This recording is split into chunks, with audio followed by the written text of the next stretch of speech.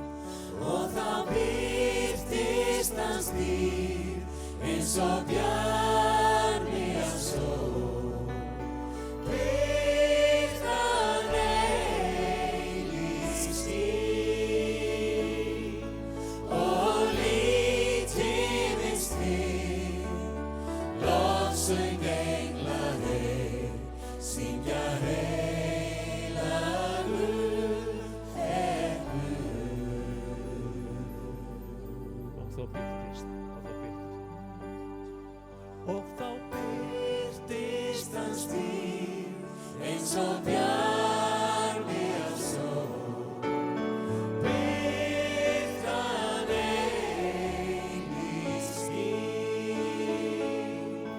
og lítið stig, lofsöng engla heil, syngja heilagur er Guð. Halleluja. Drottinn, við þráum bara að líta til þín, að við lítum til himins, að við lítum ekki bara á kringumstæðurnar, á það sem hefur áhrif á líf okkar og líðan, heldur við lítum til þín og bjóðum þig velkomin inn í þessar kringumstæðar alla, Drottinn. Halleluja. Halleluja. Við lofum, við vexum, við lyftum upp þínu nafni í dag. Halleluja, Jesus. Drottinn, þú ert mér ætíð nær, aldrei þú breytist, Guð minn kær. Alltaf þú ert eins í dag sem í gær og alla tíð. Drottinn, þú varst breyst ég á, þig er mín framtíð, Guð þér hjá. Örugga bjarg, alvandi Guð, ég elska þig. Drottinn, þú ert mér ætíð nær, aldrei þú breytist, Guð minn kær. Alltaf þú ert eins í dag sem í gær og alla tíð. Lof þín trúfast treyst ég á, þig er mín framtíð, Guð þér hjá.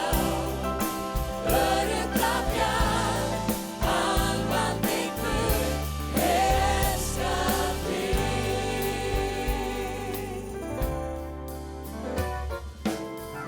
Er raunin lífsins reyna á, ríka hjálp mun ég fá þér hjá, og ég veit þú munt aldrei bregðast við.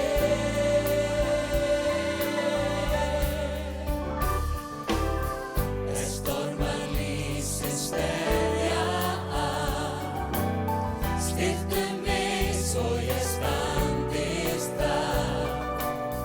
Góði hirðir, ég er í falið þér. Jafnvel dag sem dimmar nótt, felur þig hjá mér svo mér er rótt. Drottinn, þú ert mér ætíð nær, aldrei þú breytist, Guð minn kær. Alltaf þú ert eins í dag sem í gær og alla tíð. Lof þín trúfast treyst ég á, þig er mín framtíð, Guð þér hjá. Örugga bjarg, alvandi Guð, ég elska þig. Drottinn, þú ert mér ætíð nær, aldrei þú breytist, Guð minn kær. Alltaf þú ert eins í dag sem í gær og alla tíð. Lof þín trúfast treyst ég á, þig er mín framtíð, Guð þér hjá. Örugga bjarg, alvandi Guð, ég elska þig. Þetta er svo frábær þessi textir sem við verðum að syngja, þessi yfirlýsing hvar við stöndum, og það er allt vegna dýrðar Drottins, þess að hann bauðst til þess að koma. Hann hefur lofað að vera með okkur alla daga. en það hvernig við upplifum það, hvernig við nýtum okkur þessa gjöf Guðs inn í okkar daglega líf, inn í daglega lífið okkar, að það auðvitað hluti af okkar göngu. Og mér langar til að við syngjum þetta, Drottinn þú ert mér ætíð nær.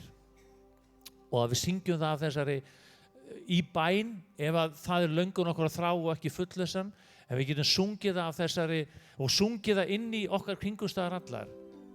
Og þegar við erum á góðum stað þá getum við sungið af öllu hjarta, frá dýpstu hjartarótum. Drottinn þú ert mér alltaf nær, ætíð nær. Þú hefur alltaf verið til staðar.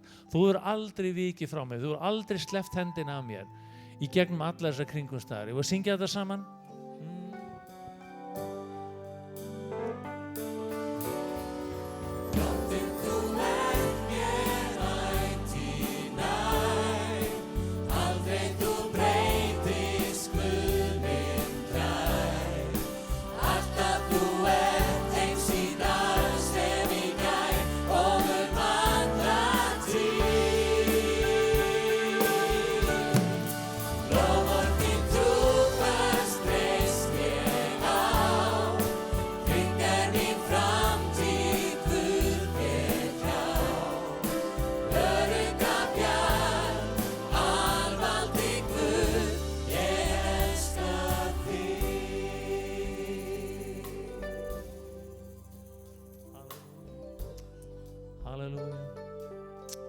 Amen.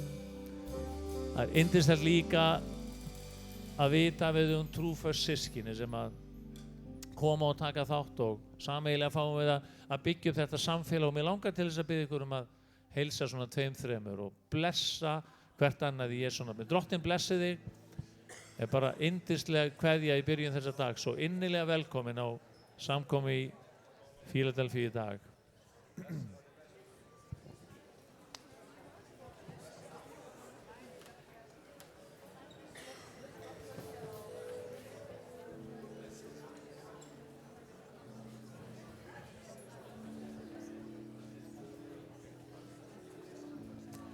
Við ætlum að syngja einn af þessum gömlu góðu sálmum sem heitir Ég þeirri stundu aldrei, aldrei gleymi, og svo kemur hann Helgi upp og segir okkur frá öllu því sem er að gerast og er framöndan.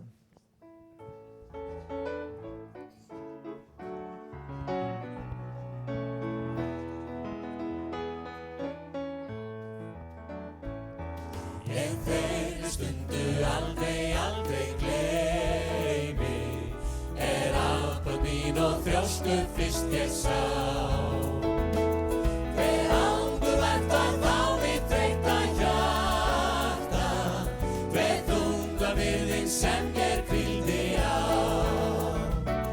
Hver angurvært var þá mitt þreytta hjarta, hver þunga byrðin sem mér hvíldi á. Ég leita lauta lækning frá og svör, og leitaði í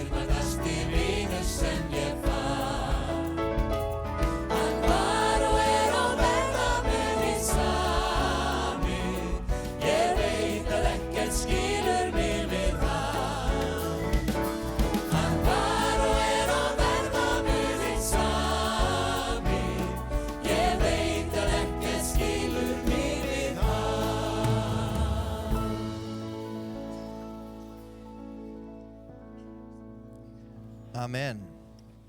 Yndislegt að sjá okkur svona mörg hérna í dag á þessum fallega degi og vitandi það að börnin eru líka hérna niður í sínu starfi.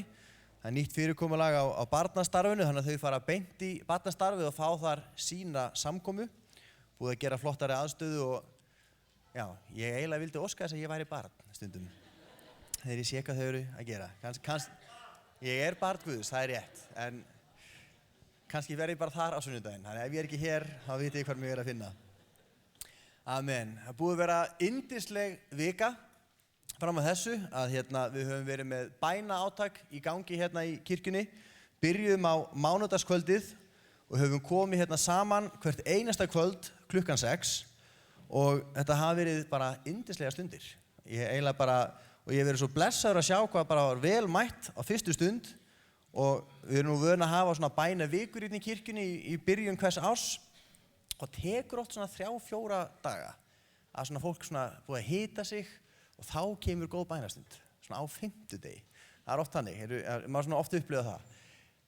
Mér finnst í þessari viku þá var bara ítt á einhvern ondtakka. Það var bara frá því að fyrsta bænastundi byrjaði, það var bara eins og það hefði verið búin að gera til 2 vikur sko. Það var bara allir hérna komnir í einhvern marathonham og þetta er búin að vera frábærar bænastundir. En þetta er ekki bænavika, við ætlum að taka 10 daga bæn og föstu og það er útskipt aðeins í heftunum sem ég fengu dagskrárplan. Ég fekk smá samviskubit þegar ég hitti 2 einstaklinga sem eru búin að fasta allan tíman. Það stendur að þið þurfið ekki að fasta allan tíman. Þið megi velja 1 dag eða 2 eða hvað sem er. En það eru margir sumir hafa mætt á allar bænastundirnar og eru búin að fasta alla dagana. Bara afrek, já, ég veit að við eigum ekki að hreykja okkur, ég var ekki að fasta, hann má klappa fyrir þessum hetjum. Ég allan að fá alveg ég fæ svona bara, vá, þetta er hvetjandi, þetta er uppörvandi. Og mér langar að lesa úr Jakobsbréfinu, 1. kafla, það sem er verið að skrifa til okkar og það segir í 5. versi, ef einhvern mann í ykkar hópi brestur visku, þá biðji hann Guð sem gefur öllum örlátlega og átölulaust og honum mun gefast. En hann biðji í trú án þess að efast, sá sem efast er líkur sjávaröldu rís og hrekst fyrir vindi. Sá maður má eigi að ætla að hann fái nokkuð hjá drottni, hann er tvílyndur og reikull í öllu atferli sínu. Og ástæðan fyrir að lesa þetta vers er svo að það sem við höfum verið að biðja er fyrst og fremst þetta bara, Guð, vilt þú gefa okkur visku? Guð, vilt þú sýna okkur bara sem söfnuði og sem einstaklingum hvað þú vilt að við leggjum áherslu á, hvað þú vilt að við gerum, hvernig þú vilt að við störfum, af því að við vitum ekki hvað framtíðin ber í skauti sér, en það veit Guð. Við vitum ekki hvernig við best að ná til okkar samtíma og okkar kynslóðar, en það veit Guð. Og hans aðferðir er ekki endilega alltaf okkar aðferðir og okkur langar að fara eftir hans aðferðum fyrir en okkar eigin. Og það hefur verið bænrætt þessa vikuna, Guð viltu gefa okkur visku og hann gefur örlátlega og átölulaust. Og við ætlum bara að treysta því að Guð muni gefa okkur visku og Guð muni sýna okkur hvað hann vill gera. Og þetta hefur verið yndislegt og ef þú er ekki náð að koma ennþá þá er bænastund í dag klukkan 6, á morgun klukkan 6, á þriðjudaginn klukkan 6, en á miðvikudaginn þá ljúkum við þessu með bænastund klukkan 8 kvöldið. Og þar með ætlum við að leggja áherslu á að það verða bænastundir alla miðvikudag klukkan 8 kvöldin, þannig við byrjum bara núna miðvikudaginn klukkan 8, en fram að því alltaf klukkan 6. Og það var svona skemmtilegt en samt leiðilegt að á miðvikudaginn það var rosalega vel mætt á bænastund klukkan 6 og svo vorum við niðri, ég og Aron á með starfið fyrir Philo Plus sem er að fara af stað, sem er svona starf fyrir einstaklinga á menntaskóla og háskólaaldri cirka, eins konar lærisveina stundir eða biblíulestrar. Og þá var fólk sem kom á bænastund klukkan 8 og við töldum það saman, það mættu næstu í 60 manns á bænastund á miðvikudaginn. Bara heyri ég amen við því, bara frábært. Og þeir sem komu klukkan 8 þegar það var ekki bænastund, vitið hvað þau gerðu? Þau héldu bara bænastund, heyri amen við því. Það var yndislegt. Og svo verða bænastundir á þriðjudögum í hádeginu, í allt haust, milli 12 og 1. Það verður á miðvikudögum klukkan 8 á kvöldin og á fimmtudagsmorgun klukkan 6:30. Og ég ætla að biðja fyrir þeim bænastundum, ég er ekki viss að ég verði þar. Verð þar mun kannski dreyma það, en það er æðislegt. Við erum ólík, sumir eru morgunfólk, aðrir eru kvöldfólk. Þannig að það er bara, við blessum það. Þannig að það er nóg af bænastundum fyrir alla. Og við ætlum að halda þessu bænaátaki fram að áramótum og hver veit hvað gerist þá. Ég er bara spenntur að sjá. og ég ætla rétt að minnast á það sem framundan í vikunni, bænastund, þriðjudaginn, á miðvikudaginn og á fimmtudaginn á fyrir auglýstum tímum. Á miðvikudaginn klukkan 6 eru svo Royal Rangers, kristilega skátastarfið hérna niðri í kjallara, eða neðri kirkjunnar, og það skátastarf sem miðast við krakka frá 3. bekk og upp úr. Frábært starf, alþjóðlegt starf, virkilega mæli með því að fólk skoði það. Á miðvikudaginn klukkan 6. Klukkan 6:30 á miðvikudaginn Philo Plus fyrir einstaklinga á menntaskóla og háskólaaldri.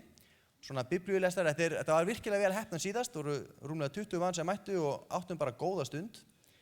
Á fimmtudaginn klukkan 12 í hádeginu fyrsta samvera eldri borgara í vetur. Og svo á föstudögum klukkan 8 að sjálfsögðu unglingasamkomur. Og síðan fór af stað núna í þessum mánuði unglingafræðslan. Það fyrir krakka sem eru á svona fermingar árinu. Og þetta ekki ferming eða svoleiðis, þetta bara tækifæri til að bjóða krökkum að koma í kirkjuna og fá fræðslu á sama tíma og jafnaldrar þeirra eru flest í sínum kirkjum að fá fræðslu. Þetta opið öllum, unglingarnir þurfa ekki að tilheyra þessum söfnuði og þurfa ekki að skrá sig í þennan söfnuð. Þetta bara ef þau vilja koma og taka þátt í fræðslunni þá eru þau hjartanlega velkomin. Og svo gaman að segja frá því að í lok október, ég heyrði þetta núna helgina, það var forstöðumenn Hvítasunnuhreyfingarinnar alls staðar á landinu hittust og vorum að biðja saman og uppörva saman. Ég mjög bara beðinn og uppörvaður eftir þessa viku og þessa helgi og ekki að byggja upp of miklar væntingar fyrir predikunni samt, en svona, hver veit hvað gerist. Þá heyrði ég það í Vestmannaeyjum í lok október ætlaðu að vera með trúboðsátak, ætlaðu að vera með tónleika, þurfa að fá hljómsveitir frá Bretlandi og frá Bandaríkjunum og svo eru búin að skipuleggja smá eftirfylgdarstarf og svona og þau báðu okkur að vera með þeim í bæn fyrir þessu. Að bara biðja fyrir þessu átaki í Vestmannaeyjum að Guð megi bara bæði blessa undirbúninginn og vera með og fólk megi bara mæta Jesú og að söfnurinn megi vaksa og dafna og þetta verða bara til blessunar fyrir þann söfnuð. Þannig að, já, ég held að bara koma með bænarefni. Ef þú ert með bænarefni, þá máttu gefa þetta kynna með því að rétta upp hönd og við sjáum að Guð þekkir og sér bænarefnin og það væri gott að sjá líka þakkarefnin því við veitum að Guð heyri bænir og hann svarar og ég sé að það eru mörg þakkarefni víðsvegar salinn, Guð heyri bænir og Guð svara bænu og ég hlakka til að heyra öll bænasvörin frá því sem við höfum verið að biðja núna bæði þessari viku og við ætlum að gera í haust. En við skulum sameinast í bæn og bara lyfta þessum bænaröfnum upp til Guðs. Drottinn minn, ég þakka þér fyrir að fáum að koma fram fyrir þig í Jesú nafni. Drottinn minn, ég þakka þér fyrir að þú hefur gefið kirkju þinni umboð til að biðja í Jesú nafni og þú gefið okkur fyrirheiti að þegar við biðjum að þá myndu heyra, þá myndu svara og þú mynd gera það til þess að gera nafn Jesú dýrlegt. Og Drottinn, þannig lyfti upp öllum bænaröfnunum á bak við uppréttar hendur. Drottinn, þú þekkir kringumstæður, þú þekkir þarfir okkar, þú þekkir þá sem við erum að leggja fram, Drottinn. Faðir, ég biði í Jesú nafni að þú grípir inn í sérhverjar kringumstæður, Drottinn.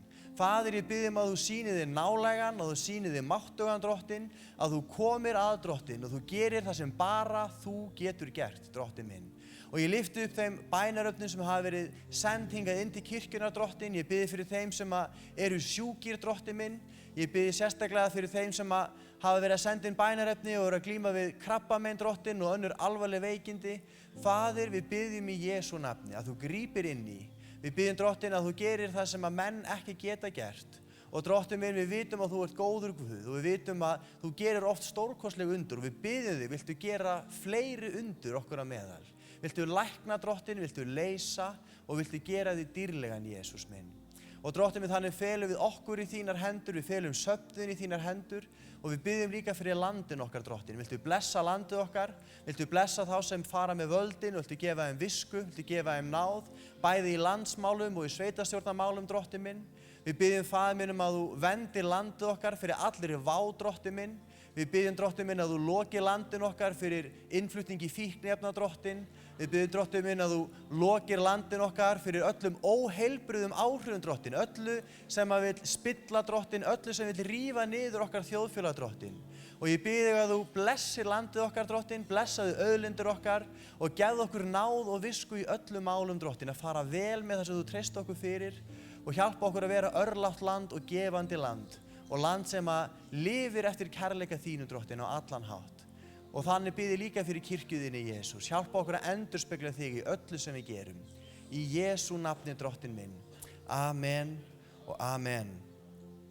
Amen. Og nú komið að því að við ætlum að taka fórn. Og í dag annar sunnudagur í mánuði og þá brauðsbrotning og brauðsbrotningin ákveðið samfélag. Mér finnst það svo dásamlegt að skiptir ekki máli hvaða kirkjudeild þú finnur. Allar kirkjudeildir brjóta brauðið til minningar það sem Jesús hefur gert fyrir okkur. Og þegar við tökum samskot í dag þá það líka meðvitund það að við erum ekki ein í heiminum. Fórnin í dag hún fer til trúboðs eða kristniboðs og hjálparstarfs. Og mér finnst það gaman þegar ég labbi niður í kaffisal á eftir, þá get ég séð á korktöflunni fréttabréf frá einu starfi sem við styðjum. Það skóli vonarinnar í Beit Jala á Vesturbakkanum, rétt við Betlehem í Palestínu. Kristinn skóli sem rekinn af Palestínumönnum og fullur af börnum af öllum mögulegum uppruna, aðallega palestínsk börn frá múslimskum fjölskyldum. Og þetta bara góður skóli sem rekinn á erfiðum stað með það markmið að sýna kærleika Jesú Krists í verki. Það eitt af því sem við styðjum og það eitt af því sem fórnin í dag fer til. Við viljum líka sem flestir fá að heyra Jesú Krist og við trúum því og það nú svolítið þema þessa mánaðar, þetta ómögulega verkefni að allir menn fá að heyra Jesú Krist. Við viljum styðja það líka með fjármunum okkar, með blessunum okkar og bænum og Guð gefi líka að við getum sent frá okkur einstaklinga. Fólk sem fær köllun, fólk sem Guð velur og við getum þjálfað upp, blessað og sent frá okkur til þess að fleiri fá að heyra Jesú Krist. Þannig að fórnarbökunum eru ganga, það posi hérna aftast og ef þú ert ekki með veskið á þér en þú vilt gefa og ert með símaðinn, þá endilega bara setja kirkjuna í banka-appið þitt og gefa þannig. Ef þú ert gestur hér í dag, þá þetta alls engin skylda, engin kvöð. Þetta eitthvað sem við gerum bara sem kristið fólk og við trúum að sé hluti af því að fylgja Jesú Kristi. Það að blessa út frá okkur með því sem við höfum, að treysta Guði fyrir fjármunum okkar.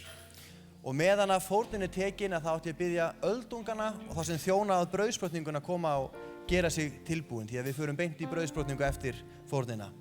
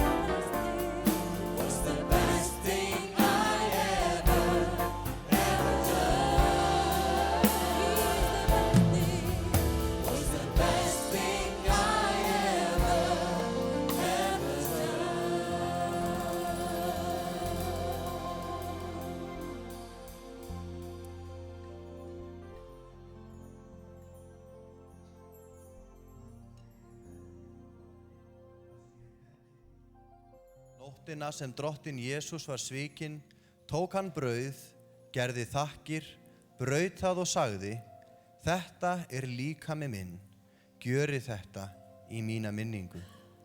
Sömuleiðis tók hann og bikarinn eftir kvöldmáltíðina og sagði: Þessi bikar er hinn nýi sáttmáli í mínu blóði, gjörið þetta svo oft sem þér drekkið í mína minningu.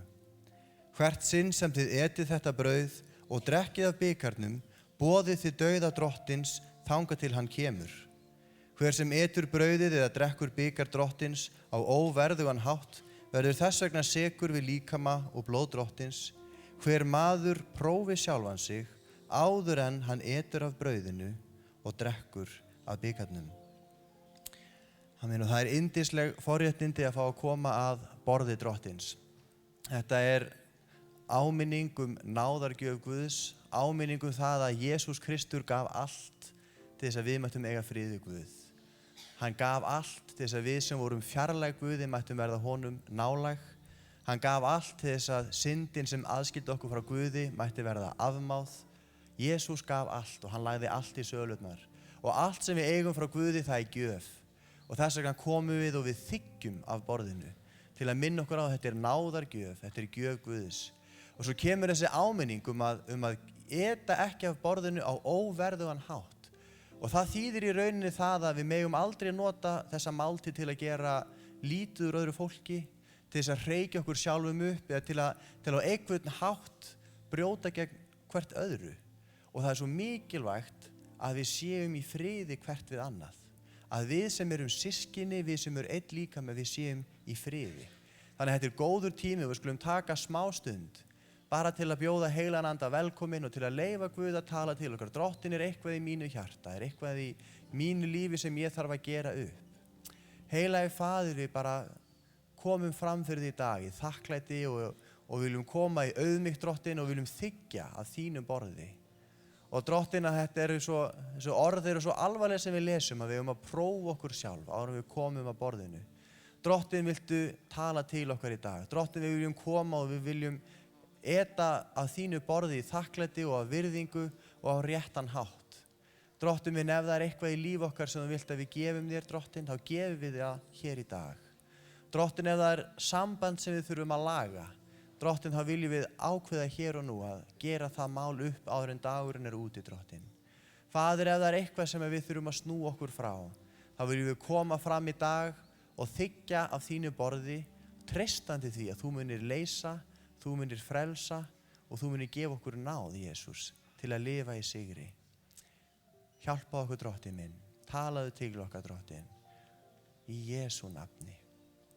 Amen.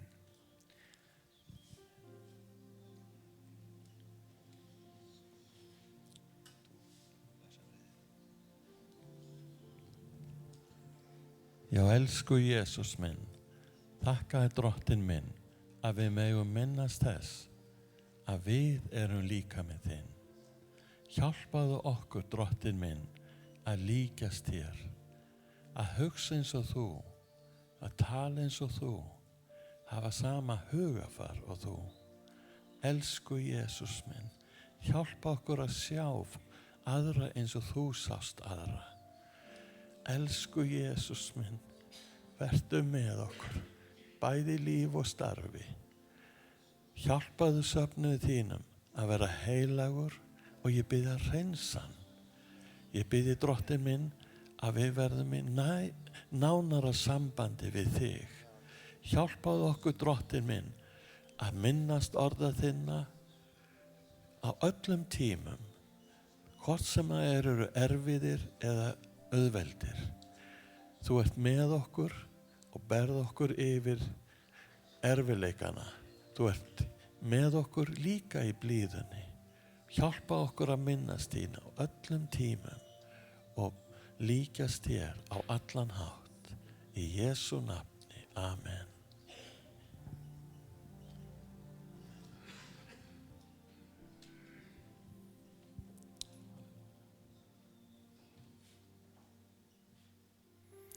Heilagi Faðir minn, þakka þér Drottinn Guð fyrir náðaverk Jesú Krists á krossinum. Þakka þér fyrir Drottinn minn að Þú dóst fyrir syndir okkar, heilagi Faðir minn. Þakka fyrir að blóð þitt rann á Golgata, Drottinn, fyrir syndir okkar. Svo við myndum lifa með þér, Drottinn Guð. Lifa með þér að eilífu, heilagi Faðir minn. Gefðu okkur öllu náð, Drottinn Guð, til þess að taka við þér, Faðir minn. Þeim sem eiga eftir að taka við þér, þeim eiga taka við þér, Faðir minn, og náðarverkið þínu. Þakka fyrir að þú elskar, Jesús minn. Og þakka þér fyrir, Drottinn Guð, að þú ert hér og nú til þess að mæta okkur ein og sér hverju, Faðir minn. Þakka þér fyrir það, Faðir minn, að þú ert hér. Og blessa þessa máltíð þegar við göngum fram fyrir þig, Drottinn minn, og þiggjum og minnumst þess sem þú gerðir fyrir okkur, Faðir minn. Viltu mæta okkur núna, hér og nú, í Jesú nafni. Amen. Amen.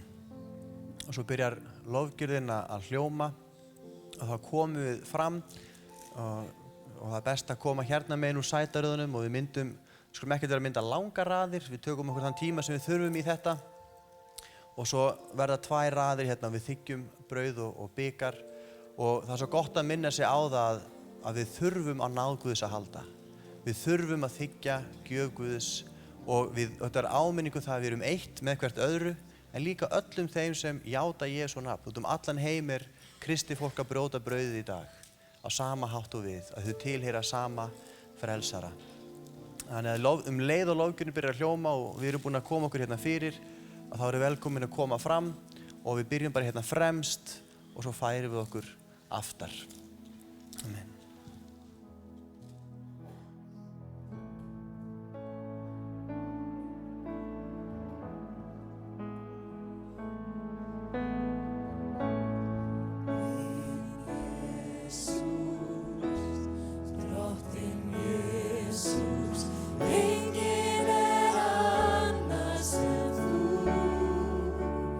Lífið mitt af, lofa ég þig.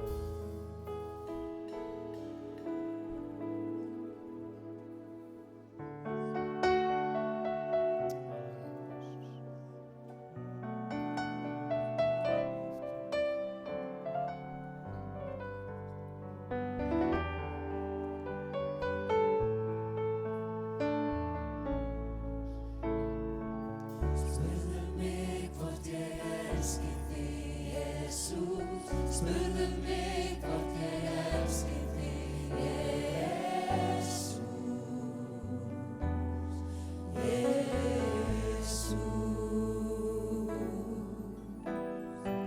Spurðu mig hvort ég elski þig, Jesús. Spurðu mig hvort ég elski þig, Jesús. Þá svara ég. Já, ég veit að þú veist að ég elska þig. Af sálu og öllu mínu hjarta, af einlægni. Já, ég veit að þú veist að ég elska þig. Þú ert mér allt, þú ert konungur lífs míns. Því vil ég lofa þig og upphefja þitt nafn.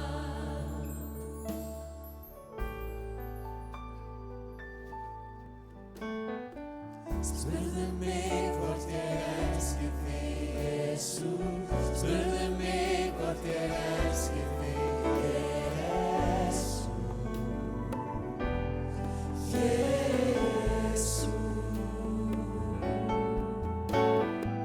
Spurðu mig hvort ég elski þig, Jesús. Spurðu mig hvort ég elski þig, Jesús. Þar svara ég. Já, ég veit að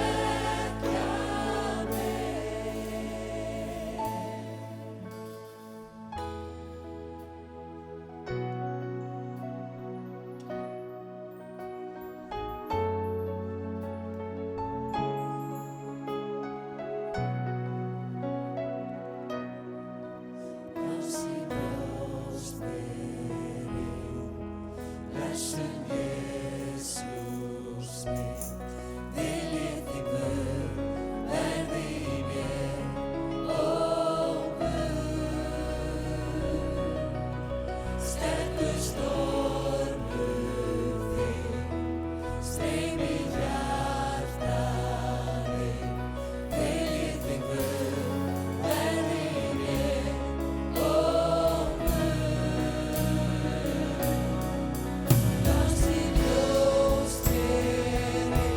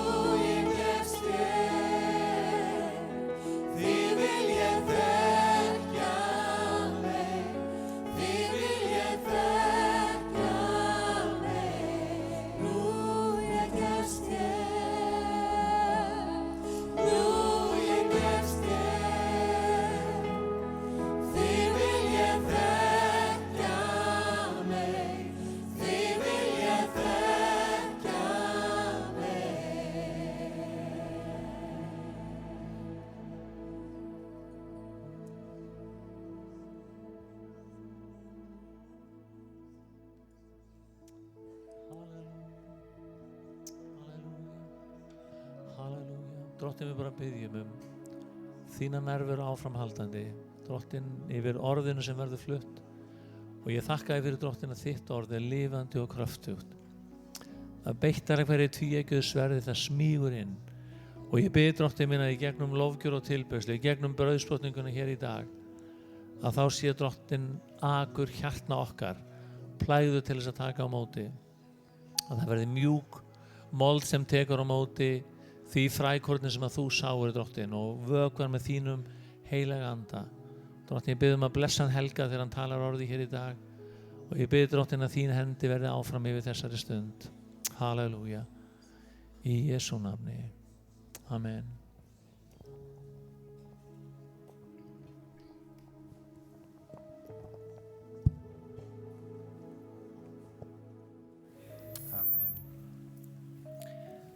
Jesús, Drottinn minn, þökkum við fyrir nærveru þína hér í dag. Þökkum fyrir þín yndislega heilaga anda. Drottinn minn, við bara bjóðum þig velkomin að starfa í lífum okkar í dag á þann hátt sem við þurfum á að halda. Heilagur andi Guðs, við bjóðum þig velkomin. Og þakka þér fyrir, Drottinn, að þú ert hér í dag til að lífga. Þú ert hér í dag til að byggja upp og til að blessa, Drottinn. Þú ert hér í dag til að draga okkur nær þér. Og Drottinn, ég bið þig bara að við fáum að lýsa yfir og ganga inn í náðarár þitt, Drottinn minn. Blessun þína, meðbyrgð þinn og vilja þinn. Þannig felum við þessa stund áfram í þínar hendur og ég bið þig bara orðið sem að tala verður, megið að vera smurt af þér, Drottinn, og megið að vera til hvatningar, til uppörfunar og uppbyggingar. Í Jesú nafni. Amen. Amen. Yndislegt að vera með ykkur í dag. Búið yndisleg stund og það er eitthvað svo heilagt og svo fallegt við að brjóta brauðið saman. Þetta er eitthvað sem að kristin kirkja hefur gert, það má eiginlega segja frá því hún var stofnuð. Frá því að Jesús braut brauðið við síðustu kvöldmáltíðina, áður en að hann gaf sitt líf fyrir okkar syndir, að þá gaf hann okkur þessa fyrirmynd. Og þetta hafa kristni menn gert alla tíð síðan. Órofin keðja beint aftur til Jesú Krists. Það finnst mér yndislegt og það finnst mér svo fallegt. Við höfum verið að tala Mission Impossible, eða hvað, spurningamerki. Ég veit ekki hvernig maður segir með orðum svona X yfir verkefni mögulegt. Ég var að hugsa eins og ég gert á kotmóti, ég held að vera kotið svona þegar komið menn sígandi niður úr loftinu. Ég var að hugsa að gera það, detta og svona stoppa beint fyrir ofan gólfið. En ég er ekki viss við séum tryggð fyrir því, þannig ég ákvað að taka ekki sénsinn. Við erum í Postulasögunni og við byrjuðum í Postulasögunni 13. kafla síðast og Hafliði var með frábæra predikun köllun þegar Páll og Barnabas eru í sakleysi sínu á bænastund og svo bara talar heilar andi og þeir þurfa að skipta starf.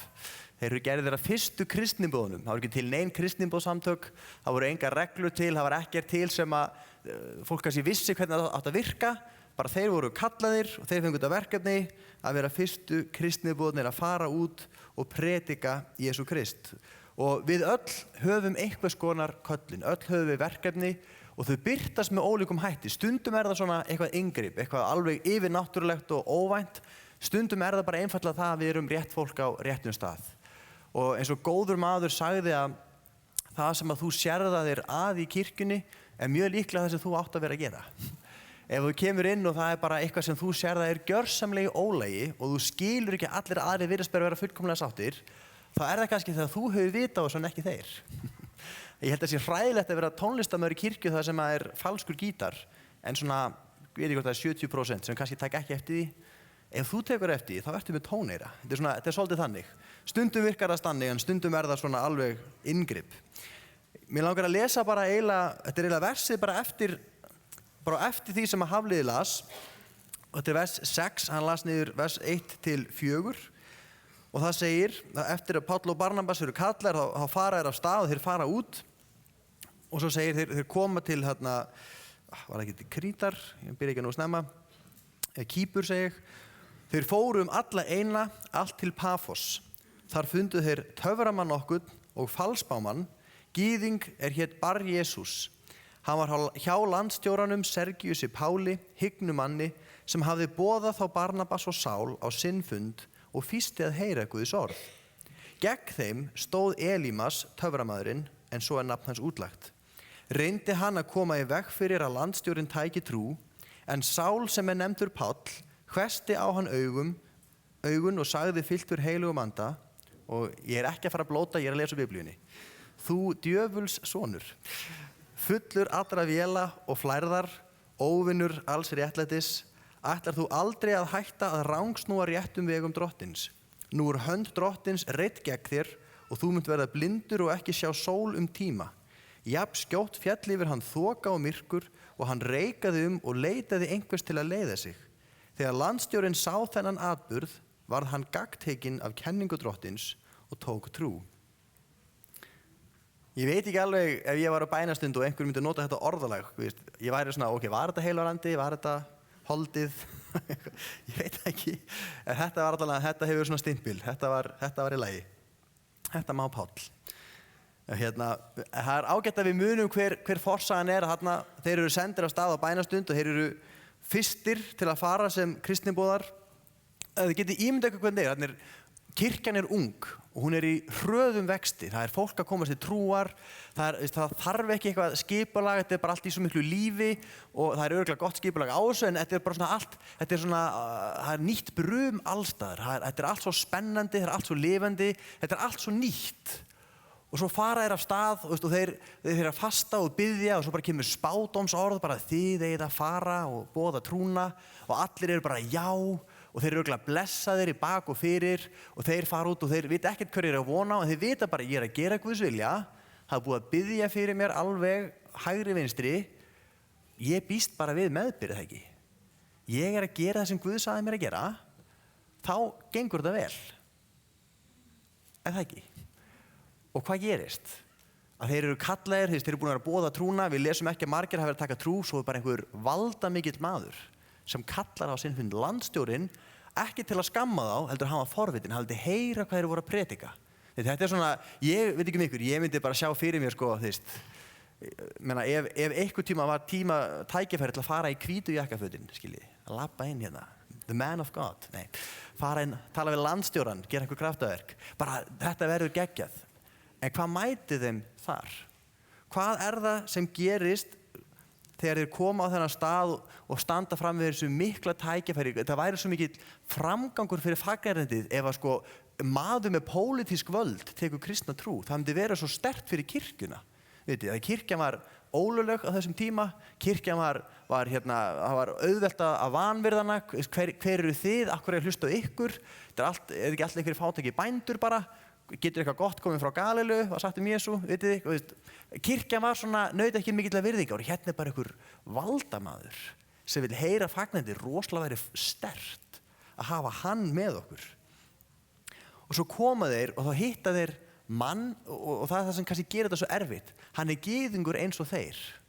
Maðurinn sem var þarna, þessi töframaður eða einhvers konar galdrakall, kuklari kannski, íslenskt orð fyrir það.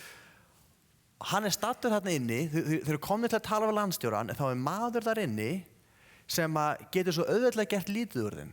Hann líka gyðingur eins og þeir. Hann frá þeirra menningu, hann þekkir þá, hann talar þeirra tungumál. Hann næri örugglega miklu betur til þeirra, ef einhver ætlar að pirra mann, það þá ekki einhver sem hefur svona kannski alist upp með manni. Ef þú ert einhver staðar og þú ert að reyna að gera eitthvað gott, það kemur einhver úr þínum heimahögum og fer að gera lítið úr þér, það lítur rosalega illa út, það ekki. Ef einhver gæti svona náð til þeirra til að taka það úr jafnvægi, þá væri það annar gyðingur. Og þarna stattur nákvæmlega sá maður og hann hefur áhrif hjá landstjóranum. Þetta maður sem landstjórinn hlustar á. Þetta vinur hans. Þeir eiga sögu saman. Hann vinnur þarna eða býr þarna eða eitthvað. Þeir mæta bara hindrun. Þessi maður ætlar að gera allt sem hann getur.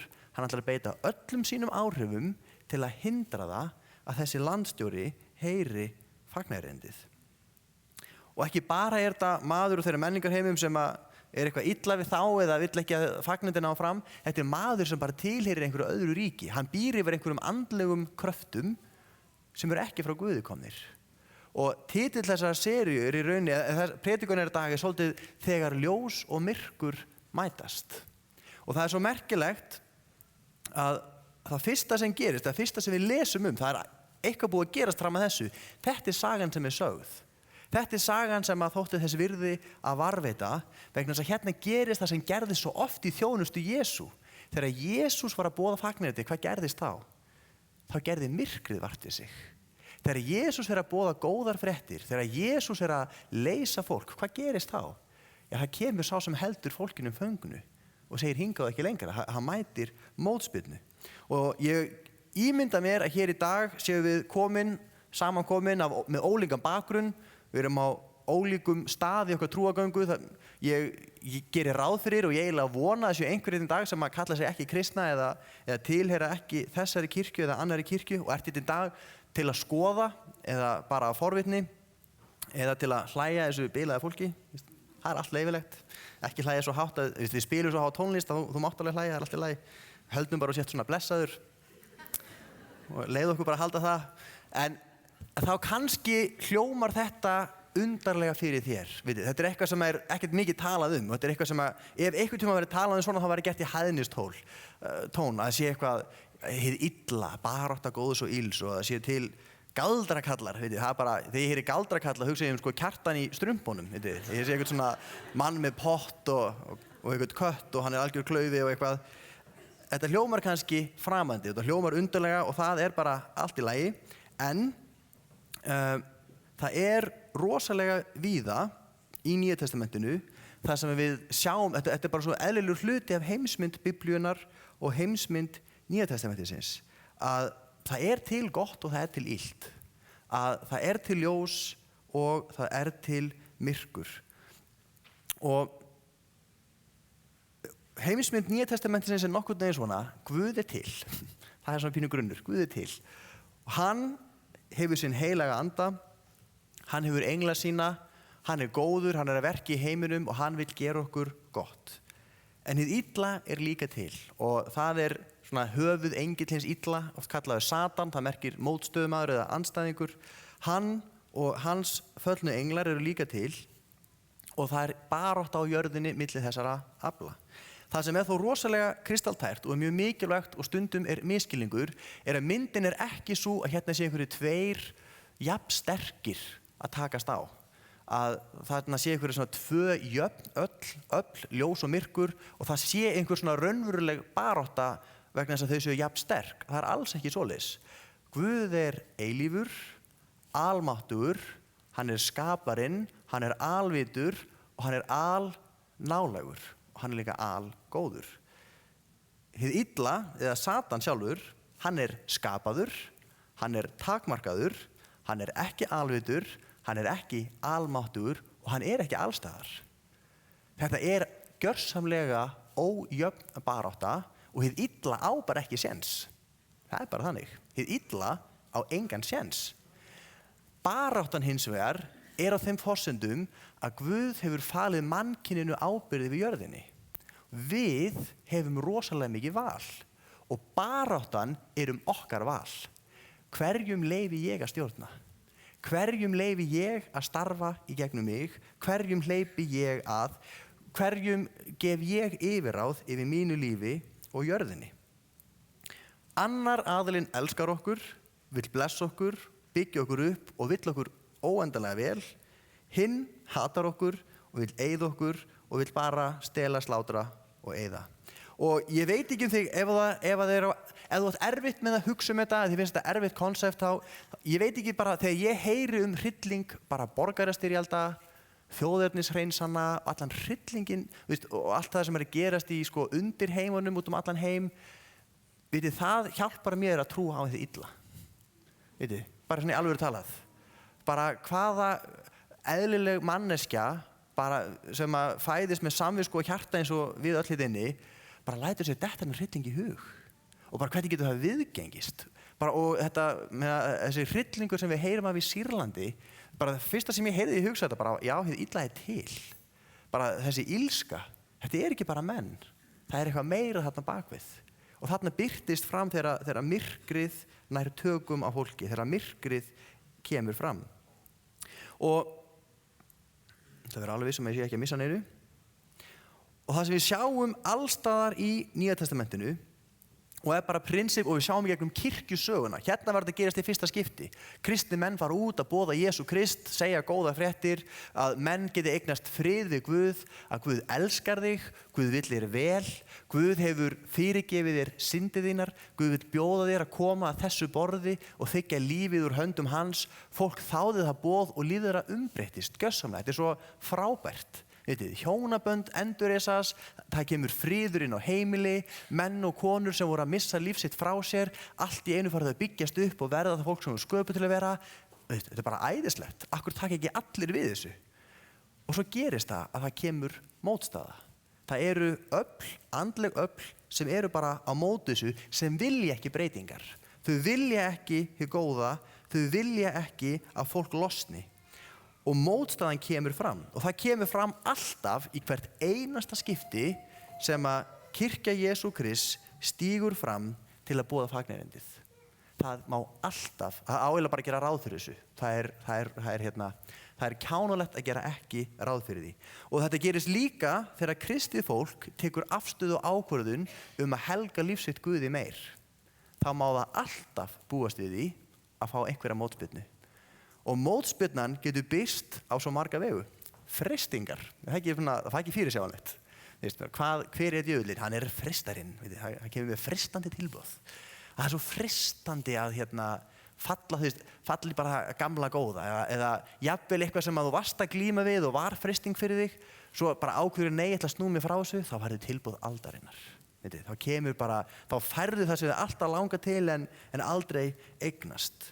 Mótstaðan getur birst á því að allt í einu það gerast bara skrýtnir hlutir sem setja líf okkar á jafnvægi, bara það bilar eitthvað.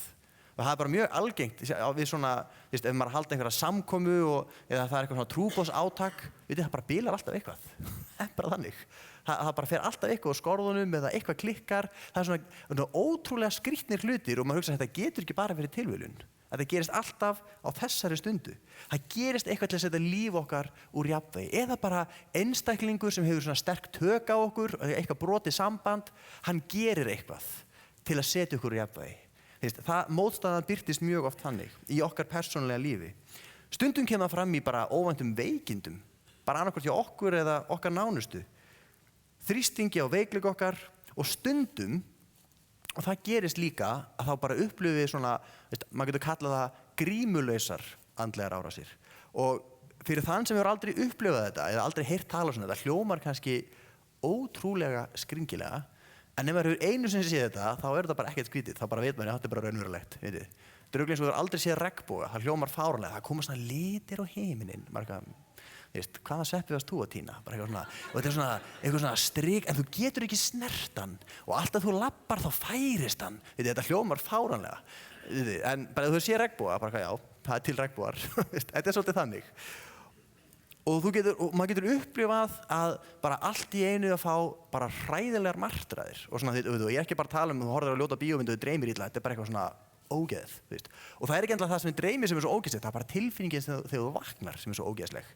Eða þú vaknar miðjanótt og með hraðan hjartslátt og þig líður illa og það er bara svona ofsahræðsla og þú veist ekkert af hverju. Það er alveg típist.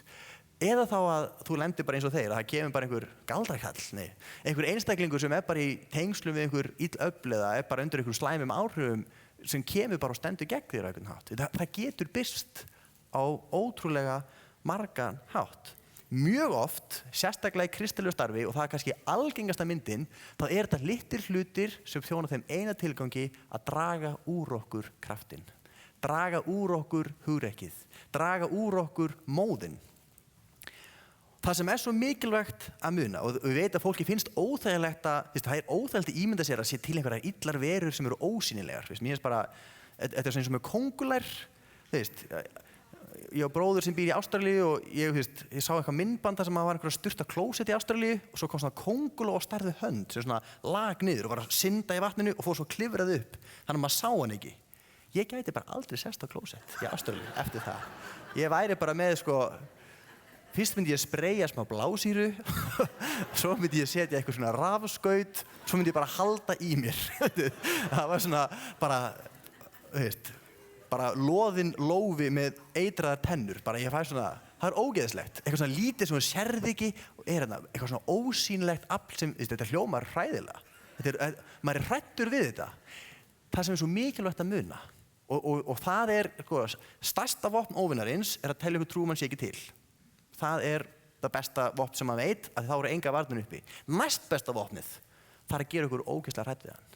Það er að láta ykkur halda að hann sé rosalega öflugur, hann sé rosalega máttugur og að ángar hans séu allstaðar, veit þið. Það er eins og hafið lesið barnabókina Greppukló. Það er mús á gangi og hún mætir alltaf einhverjum dýrum sem ætla að éta hana.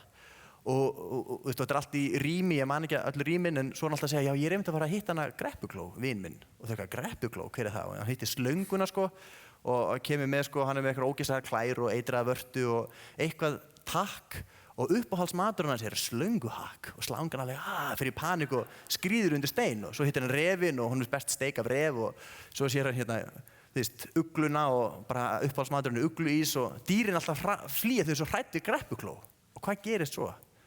Svo rekst og músin segir alltaf Greppukló er ekki til svo bara hittir hún Greppukló og hún er bara með skögul tennur og eitraða vörtu og eitthvað, bara gatta á bakinu og eitthvað og hún ætlar að éta músina en músin segir, veistu ekki hver ég er hættulegasta dýri í skóginum og Greppukló er bara eitthvað, nei, komdu með mér og svo hittir músin slönguna og slangan sér músina og svo sér hún Greppukló og er dauðhrædd og bara flýr undir inn í einhverja spýtnarhúfu og Greppukló heldur að hún sé hrædd við músina og síðan að þá hittaði ugluna og uglan bara sé Greppukló og bara panikar og flýr og bara allt þessu koma þá bara flýja dýrin þegar þau sjá músina og svo endar það þannig að Greppukló er bara eitthvað svona veltur sig fyrir sér og þá segir músin ég er svo svöng og besta sem ég veit er Greppukló er mauk og Greppukló bara eitthvað panikar og flýr veitu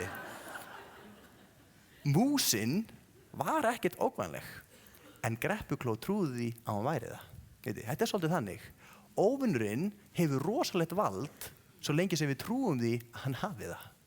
Hann notar blekkingu, hann notar ótta. Það sem er svo mikilvægt að muna er að Jesús hefur sigrað allt hið illa.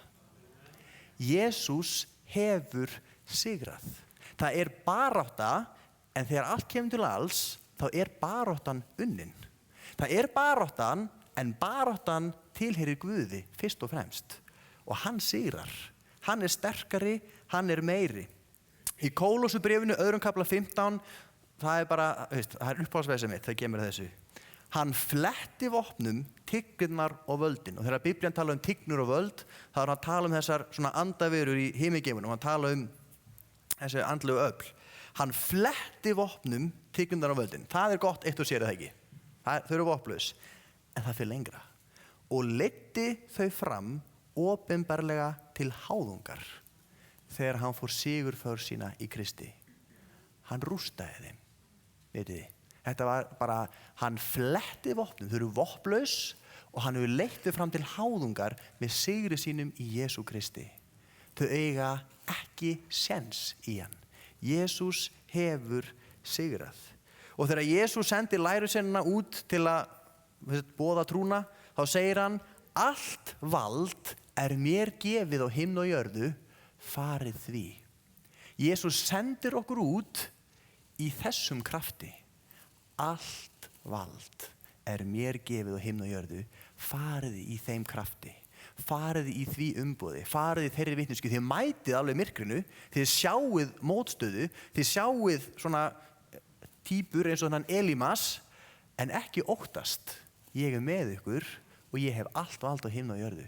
Sama hvað það lítur út fyrir að vera ógnvænlegt, sama hvað það lítur út fyrir að vera sterkt, sama hvað það lítur út fyrir. Treystu því að ég er með þér og allt vald er mér gefið á himni og jörðu. Og svo kemur annar vers, ég á svo mörg uppáhaldsvers, bara þau eiginlega byrjaði fyrsta Mósebók og endi í Opinberunarbókinni. Í Matthew 16, 18. versi og þetta er ólíkt milli þýðinga. Í okkar þýðingu segir á þessum kletti mun ég byggja kirkju mína og máttur heljar mun ekki á henni sigrast. Orðrétt segir hann hlið heljar mun ekki á henni sigrast. Og ég elska það að því að myndmálið er þetta þegar að kirkja Jesú Krist stígur fram til að brjóta aftur varnir myrkursins. Hvað er á bakvið hlið heljar? Fólk sem myrkrið heldur í fjötrum. Hvert kirkjan að fara? Að sækja fólk úr klóm myrkursins. Þegar kirkjan stígur fram, hlið heljar ekki að fara að ráðast á okkur. Hlið heljar eru bara föst. Þau eru sínu stað. Það kirkjan sem fer og sparkar niður dyrunum að hliðum heljar og sækir þetta fólk sem Jesús stóð fyrir. Sækir fólk sem Jesús ætlar að leysa. Sækir fólk sem skapað í Guðs mynd og fjötrað í myrkur og heldur það komist aldrei út. Þegar kirkjan stígur fram, þá brotnar hlið heljar. Þegar kirkjan stígur fram, þá opnast hliðin og fangarnir fá frelsi, þeir sem eru bundnir fá lausn, þar sem eru dauði kemur líf, þar sem er myrkur kemur ljós, vitið. Þegar kirkja Jesú Krist stígur fram og fer fram í Jesú nafn og í krafti Jesú Krist, þá getur ekkert stoppað hana. Hlið heljar, máttur heljar á ekki séns. Hann er sigraður í Jesú nafni. Og þannig að það er mikilvægt að tala um þetta og það er svo mikilvægt að leggja áherslu á þetta. Við eigum ekki að hræðast. Við leikum okkar ekki að þessu og við tökum þetta ekki létt, en við eigum að muna það að sigurinn er í Jesú nafni. Það sem er mikilvægt í þessu samhengi að muna er að við þurfum að vera vakandi. Við þurfum að vera meðvituð það að heimurinn er andlegur. Biblían segir að baráttan sem við eigum í er ekki við menn af hold og blóði. Hvað er það fyrsta sem við hugsum þegar gengur illa? Þetta er honum að kenna. Ef þessi þarna, við verðum pirruð út í fólk. Hvað gerist þegar, ef að kirkjan er að sækja einhver leyfi og við fáum það ekki? Já, við erum brjáluð út í fólkið í borgarstjórn, eitthvað svona. Við erum brjáluð út í eitthvað embættismenn. Við erum brjáluð út í eitthvað fólk. Við erum ekki í stríði við fólk. Það snýst ekki eitthvað fólk. Baráttan er ekki við menn af hold og blóði. Hún er í þessu andlega. Þar er baráttan. Og við erum að vera meðvituð það að það eru andleg lögmál að verki. Árangur næst ekki með einhverjum brjáluðum mótmælum, næst alls ekki með einhverju ofbeldi eða einhverju svoleiðis, með bæninni. Alla þessa viku að búið að vera blússandi andlegur hernaður í gangi hérna. Og við svo fyndið þegar trúfélög fara að tala um hernað, ég hugsa bara um Hamas eða eitthvað, ég er ekki að tala um það. Andlegu vopnin eru hvað? Bæn, kærleikur og að ganga fram í trú. Það eru andleg vopn. Andleg vopn eru að þegar fólk kemur illa fram við okkur, þá látum við ekki bara. Það var ekki ástralísku konguló, einhver góð lykt af mér, rosalega þetta óþægilegt, jæja. Andleg árás. Þegar fólk reynir að taka okkur úr jafnvægi, þegar eitthvað gerist sem að er rangt, þá bregðumst við ekki við með reiði, við bregðumst ekki við með beiskju, við bregðumst við með kærleika. Það er andlegur hernaður. Ég ætla ekki að láta taka mig út af laginu. Einhverja flugu, skiljiði. Og það sem er svo mikilvægt að muna, og þetta er kannski þetta pínu gróft myndmál, ég veit ekki, en það er svo mikilvægt að muna, það er andleg barátta í gangi og við erum öll á vígvellinum. Það er enginn hlutlaus. Það eru allir á vígvellinum. Hvort sem þú biður það eða ekki, þá ertu þar. Og í hernaði, og þetta er kannski pínu gróft myndmál, en vitið það að í hernaði þá eru ekki notaðar bestu byssukúlurnar til að deyða menn. Eiginlega eru þau hinar kúlurnar notaðar. Þeir nota gegn heilar kúlur sem eru líklegri til að særa menn. Af hverju skildi það vera? Vegna að segja að hermaður deyr á vígvellinum, þá þarf einn til að taka hann upp, einn til að setja hann í poka og svo er hann grafinn.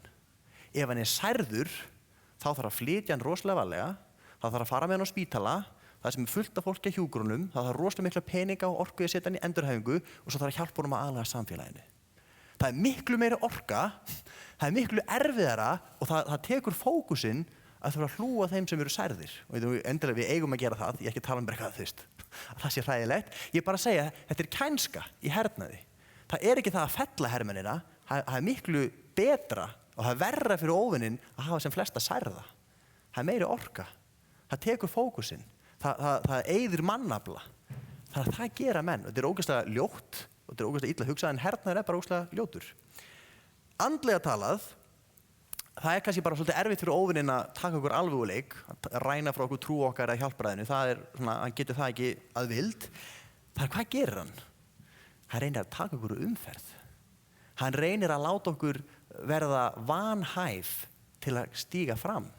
Hann reynir að tæla okkur í einhverja synd. Hann reynir að sá hjá okkur beiskju. Ef ekkert annað, ef hann getur ekki tekið okkur úr umferð og ekki þá sem í kringum okkur, þá getur hann kannski dregið úr okkur með því að gera okkur ógeðslega neikvæð. Kannski með því að láta okkur baktala hvert annað. Kannski með því að láta okkur vera í ófriði hvert við annað. með því að ræna okkur einingunni hvert við annað. Vitið það, kirkja sem í óeiningu, hún bara jafn kraftmikil og engin kirkja. Það bara þannig. Við erum hérna, við erum öll kristin og við fyrir til himna, en við gerum ekkert með við erum á jörðinni. Óvinurinn nær miklum árangri með því að taka okkur úr leik, með því að særa okkur, með því að fá okkur til að verða reið, með því að fá okkur til að vera í fílu, vitið þið. Það held ég að sé andlega vopn hans númer 1. Ef við viljum stíga fram, þá megum við ekki leyfunum að svæfa okkur. Við megum ekki leyfunum að ná takja okkur. Og ég hrættur mér frá undan mér, nei. Ef við viljum stíga fram, þá verðum við að vera tilbúin í átökin. Og muna það að Jesús búinn að sigra. Og það í hans mætti sem við förum fram og við þurfum ekki að óttast. Og ég að ljúka þessu, það tvennt sem langar til að benda á. Það eru tvenn svona aðalatriði. Í Efesusbréfinu 4:27 það segir, gefið djöflinum ekkert færi. Hvað þýðir það? Orðrétt, þá hann að segja, þetta sama orð og til þess að þú ert að klifra klett og þið vantar að ná taki. Þið vantar hald eitthvað staðar, fótstig. Ekki leyfa honum að hafa tak á þér. Ekki leyfa það að óvinurinn, ef hann hefur tak á þér, þetta svolítið svo nasringur í nauti. Ef ég og fullorðin naut farum í glímu, ég ætti ekki séns. En ef það hringur í nefinn á því, þá bara teimið það sem ég vil. Það þú með einhver lætivinur, ég bara teki hringinn. Ég ræði ekki við þig, þú ert mjög sterkar en ég bara teimi þig. Að því með tak á þér. Og það eins það sem óvinurinn gerir, hann reynir að ná inn, það getur verið skömm, fá okkur til að skammast okkar, það getur verið fordæming, það getur verið einhver synd sem við bara náum ekki að spila okkur úr og yfirleitt það út af einhvers konar skömm, að því við getum ekki játað hana, við getum ekki hjálp við það, eitthvað svoleiðis. Það getur verið eitthvað brotið samband, einhver einstaklingur sem nær okkur alltaf svona upp. Einhver særindi sem nóg að minna okkur á og þá dagur hann ónýtur.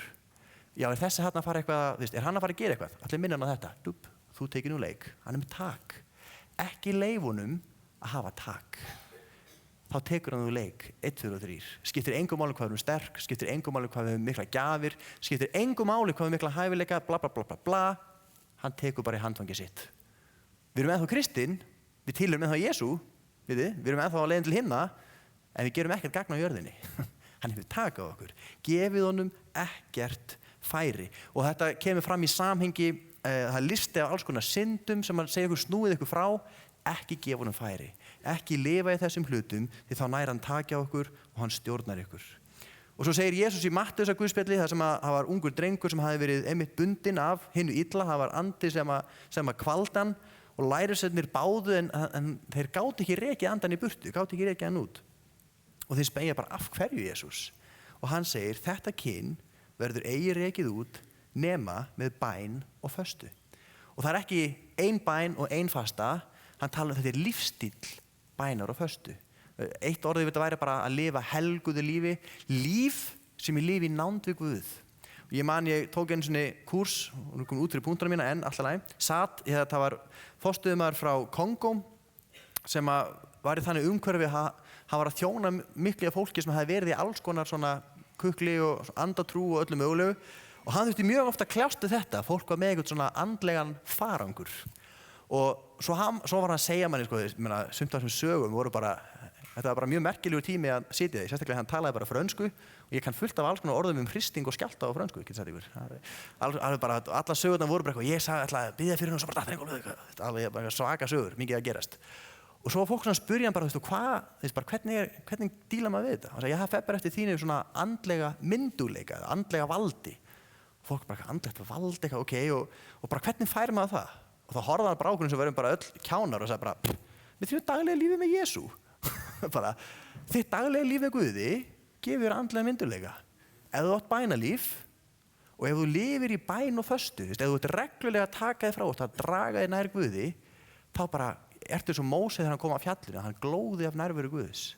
Andlegur myndugleiki kemur af göng okkar með Guði. Það þýðir ekki að þekkja Biblíuna hérna uppi, taka ekkert bókstaflega sem snýr mínu persónulega lífi. Ekki engar syndir sem að mér finnast skemmtilegar. Það er svolítið menningarlega afstætt, sko. Þessum tíma, sko, hroki, sko, hann var, komum við eitthvað hérna, þetta er ekki meint hroki, ég er bara ánægður með mig. hvernig Guð hefur skapað mig, eitthvað hér. Og hann hefur bara ekki skapað alla aðra alveg jafn vel.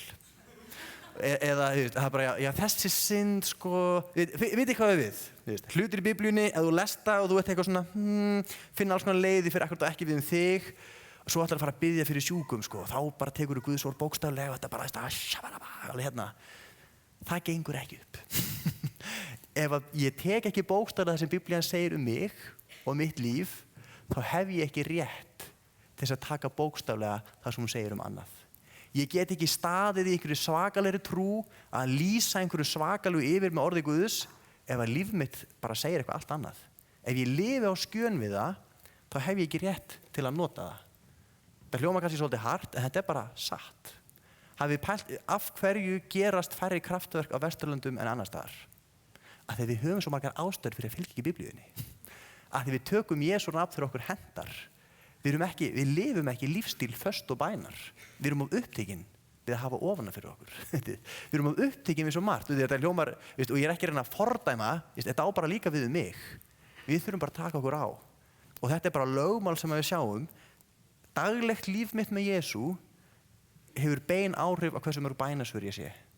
Daglegt líf mitt með Jesú hefur bein áhrif á hvernig mér gengur að mæta hindrunum, hvernig mér gengur að mæta mótstöðu. Ef þú ert hér í dag og þú tilheyrir Jesú Kristi, þá hvet ég þig að gera þetta tvennt. Ekki láta óvininn ná taki á þér. Og ef hann hefur eitthvað stað að taka á þér, hristu það af þér strax. Losaðu þig við það strax. Og taktu þér tak í bæn og föstu. Taktu þér tak í að nálgast Guði, að lifa nær Guði. Og ég get bara, það sem þú munt sjá gerast í lífinu er svo spennandi að þú munt aldrei vilja missa því. Þú eignar svo ríkt líf, þú eignar svo blessa líf, bara hugsa þér ef að bænir þínar fara bara að fá svör. Vitið, það kemur þér á óvart og því mun kannski finnast það óþægilegt hvað Guð mun svara bænir þínum. Ef við viljum sjá Guðsríki brjótast fram, þá þurfum við, þetta er eiginlega sko ein hreyfing að færast frá synd að Guði. Ekki láta óvininn hafa tak og helgaðstu Guði í bæn og föstu. Þetta er ein hreyfing, frá synd til Guðs. Og hún leiðir bara á einn veg til framgangs, til blessunar, til kraftaverka, til bænasvara, til yfirflæði lífs. Ef þú ert í dag og þú tilheyrir ekki Jesú Kristi og þér fannst þetta ógeðslega skrítin predikun og allir þínir fordómar um kristið fólk voru staðfestir til hamingju, vona þú hafir notið dagsins. Kannski fannst þetta framandi, en ég hveti til þess, ef þið fannst þetta eitthvað skrítið, pældu í þessu. Pældu í því, er eitthvað til í því að það sé gott og illt að takast á í heiminum. Pældu aðeins í þessu, er það rökrétt að mannfólk geti framið slíka illsku eins og við sjáum svo víða í heiminum í dag. Og ef þú ert hérna í dag kannski og þú þekkir ekki Jesú Krist, en þú þekkir myrkrið, þú hefur upplifað það, þú hefur upplifað eitthvað sem hræðir þig, þú hefur upplifað ótta, þú hefur upplifað fjötra, þá hef ég góðar fréttir fyrir þig, því Jesús Kristur er hinn sami í dag og í gær og hann mun verða aldir. Ef þú ert hér í dag og þú hræðist myrkrið, þú hefur ekki kynnst Guði, en þú hefur kynnst myrkrinu, þá getur Guð gefið þér lausn hér í dag. Þú getur komið til Jesú Krist í dag og myrkrið hefur engan rétt á að nálgast þig framar. Að þú þarft ekki að óttast það lengur að því að ljósið býr í þér. Ljós og myrkur takast ekki á. Þegar þú kveikir ljós, þá fer myrkur. Þannig virkar það með Jesú. Ef þú ert hérna í dag og þú þekkir það, en þú þekkir ekki Jesú, ekki fara hérðan út nema að taka við Jesú Kristin í lífið þitt. Að gera Jesú Krist að frelsaraðinum og drottninum, hann mun leysa þig og hann mun venda þig. Það er bara náttúru lögmál. Og ef þú ert hérna í dag og þú valið að fylgja Jesú, en þú ert með nasarhring í nefinu, alltaf þegar þú ætlar svona berjaður á brjóst og taka stöðina, þá bara kemur óvinurinn og tóir í hringin og teimið þig hangað sem hann vill, þá er líka tækifæri fyrir þig í dag að losna. Ekki fara hérðan út bundin. Og það er bæn mín, það er bæn mín yfir þessa kirkju að hingað komi enginn inn bundin og fari út jafnbundin. Það er mín bæn. Mín bæn er svo að hingað komi aldrei inn fólk með fjötra og oka herðum og fari óleyst út. Það á ekki að gerast í húsi Guðs. Það á ekki að gerast það sem nærvera Guðs er til staðar. Og ekki falli þá gryfju að verða svo vön fjötrunum að halda þetta sé bara eðlilegt. Leyfðu Jesú að leysa þig. Leyfðu Jesú að frelsa þig, hann getur það og hann gerir það. Komdu til hans, ekki fara út fjötruð í dag. Ef að þú ert bundin í eitthvað, það er kraftur í því þegar við játum það fyrir trúsyskinum okkar, fáum fyrirbæn og þá er Guð svo gefið okkur bara fyrirheiti að við fáum lausn. Og að lokum, ef þú ert hérna í dag og þér langar að vaxa í trúðinni, en þú bara upplifir að það er eitthvað sem bara stoppa þig, veistu, þá langar mig að hvetja þig til að bara fara að leita eftir því að upplifa skírn í heilugum anda ef þú er ekki upplifað hana. Það er talað um hana í postulasögunni og það er það sem að knúði postulana fram, að Guð vill ekki bara frelsa okkur frá synd, hann vill ekki bara gefa okkur frið, veistu, hann vill gera það, hann vill gefa okkur frið, hann vill gefa okkur frelsi, hann vill gefa okkur líf, hann vill líka gefa okkur kraft. Hann vil gefa okkur hugrekki, hann vil gefa okkur djörfung, þannig að þegar við mætum myrkrinu, þegar eins og Páll postuli, hvað var það sem kom yfir hann? Hann er þetta, það bara kemur eitthvað svona, bara, hvað maður að kalla hann kjark, bara benda, bara, þú verður blindur nokkra hríð og ekki sjá sólina. Hvað hef ekkert gerist? Ég veit ekki, pínu pressa, ekki svona pínu óþægilegt, bara, ég hef verið svona með backup plan að fara og pota í augun á hann, bara, þú verður blindur, bara fyrir, það er allt undir, allt. Trúveruleikið þeirra, bara landstjórinn, hann getur bara handtekið og bara húskarar, bara í fangilsi með það, það er allt undir. Hann fyllist bara, hann hefur kraft heilags anda og hann fær þessa sannfæringu, bara nú ætlar Guð að gera eitthvað og Guð segir þú munt blindast hríð. Og hann frellur bara þoka á mannin og hann ráfur það var ekki blindur fyrir lífstíð, en hann bara þú getur ekki staðið gegn krafti Guðs. Og hvað gerist? Landstjórinn bara frelsast, bara ok, wow, ég ætla ekki að messa við þennan Guð. Það er eitthvað þarna. Og það var saga sem ég heyrði sem að gerðist norður á Akureyri þegar Vörður var fóstuðumaður þar, eftir brauðsbrotningu, að hann er eitthvað að ganga frá og svo heyrir hann svona hálfgert gól fram að gangi. Og hann lappar og það liggur kona og hún hefur farið við þröngutinn og svo bara liggur hún alveg svona flöt. Og hún hreyfist ekki og hann bara bregður, hvað er að henni og bara, er hann að hjálpa henni og ætlar að taka henni í kirkjuna og bara, nei, ekki inn. Og hann bara, ok, bara, og svo sagði hann, það er eitthvað hérna inni. Og þessi kona var á kafi í nýöld. Hún var í samskiptum við alls konar anda, það var ekki andi Guðs. Og svo lappar hún inn í hús Guðs og hún finnur bara eitthvað nærveru og hún bara fellur flöt. Bara, ég get ekki komið hingað inn og staðið í nærveru þess sem er hérna inni. Og hvað var það? Það var nærvera Guðs. Ég man ekki hvernig sagan var, ég held hún hefði frelsast, góður endur á sögunni, hún fann eitthvað sem var sterkara en það sem hún var að eiga við. Ljós og myrkur mætast, myrkrið sigrar aldrei. Jesús er sterkari, Jesús leysir, Jesús frelsar. Skulum enda á því að biðja saman. Drottinn, ég þakka þér fyrir að þú ert sami í dag og í gær og aldur.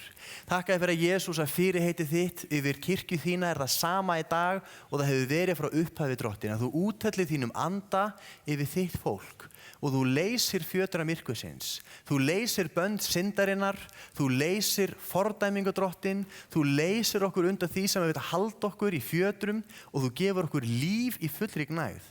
Ég þakka þér fyrir að Drottinn minn að við þurfum ekki að hræðast hið illa. Þakka þér fyrir að Drottinn við þurfum ekki að lifa í ótta. Þakka fyrir að þú ekki að gefa okkur anda hugleysis, heldur anda kraftar, máttar og stillingar Drottinn minn. Og ég bið þig það Faðir í Jesú nafni, bara hér og nú Drottinn, að ef það eru einstaklingar hérna inn í dag sem eru fjötrar og eitthvað hátt, þá bara bið ég þig að þú sendir þinn heilaga anda Drottinn og þú gefir lausn. Ég bið þig Drottinn minn að þú leysir í dag í Jesú nafni.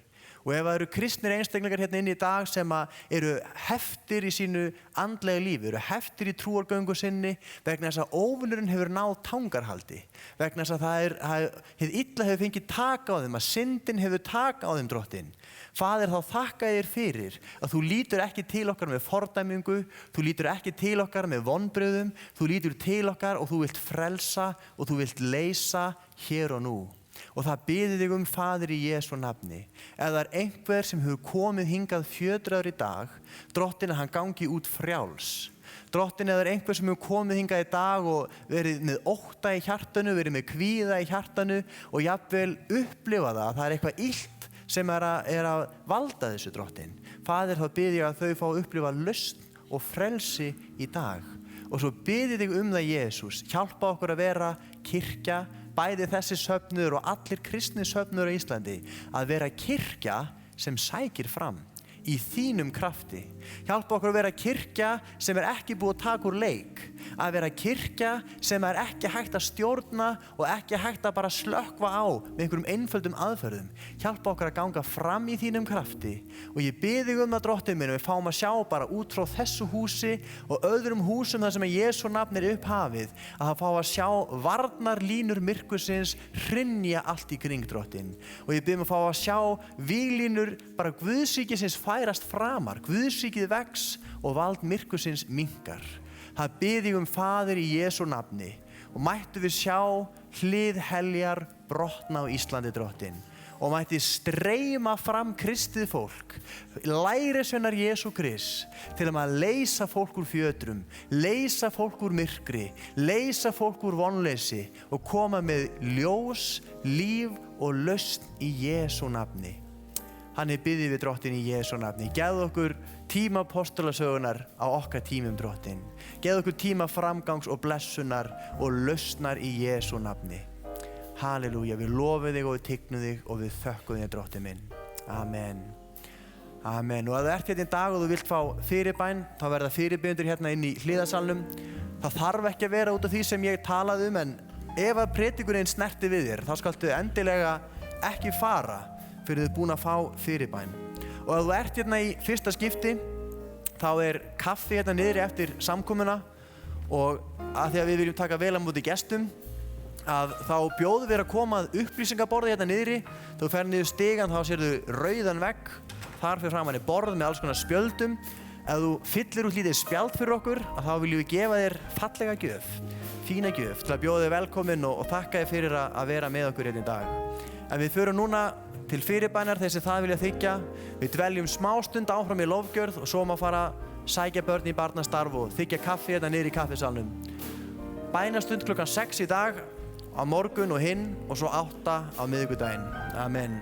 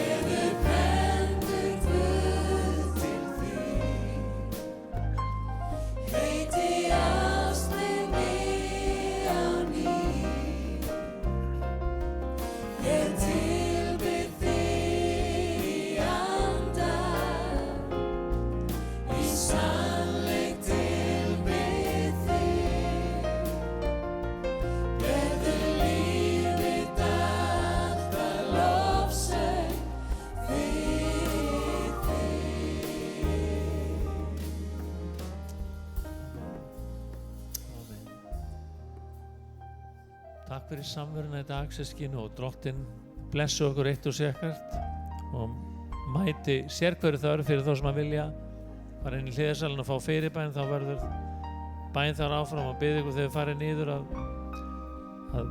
bera virðingu fyrir bænastundin sem hérna inni, og svo eigum við samfélagi áfram hérna niður í neðri salnum. Og fyrir ykkur sem eigið börn í barnastarfinu, þá er þau örugglega tilbúin að hitta pappa eða mömmu. Takk fyrir samveruna í dag og Drottinn blessi ykkur. Amen.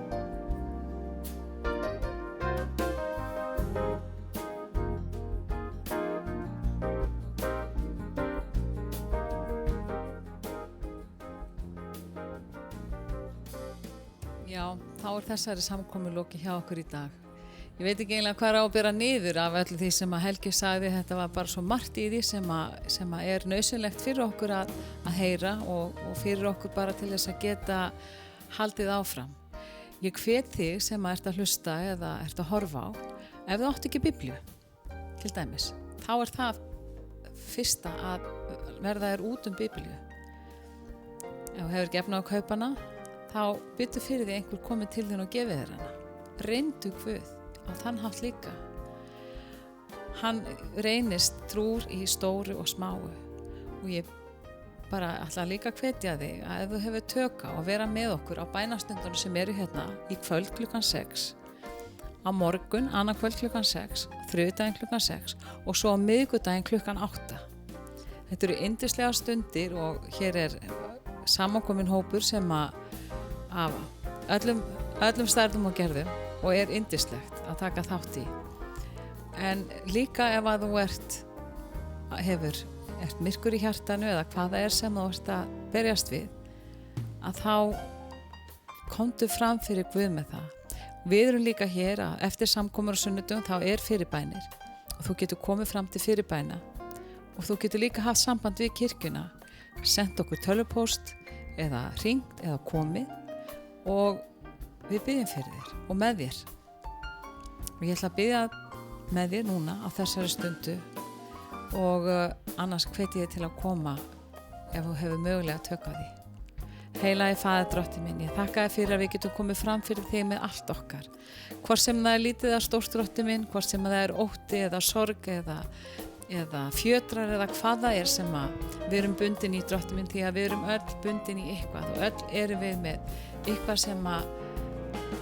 sem að djöfullinn hefur tök á okkur. Og ég bið Drottinn Guð í Jesú nafni að leysa þessa fjötra. Ég bið Guð í Jesú nafni að bara koma inn með þitt ljós, því að eins og Helgi sagði, þegar ljósið kemur þá hverfur myrkrið, því að það stenst ekki ljósið.